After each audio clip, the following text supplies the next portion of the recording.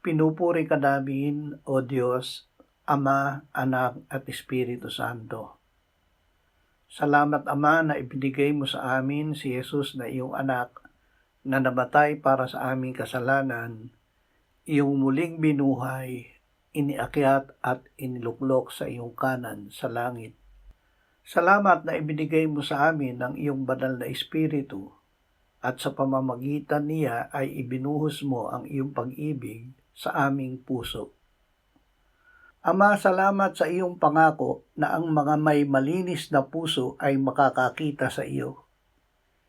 Linisin mo ang aming paningin upang mamuhay kami na may kamalayan sa iyong presensya at pagkilos.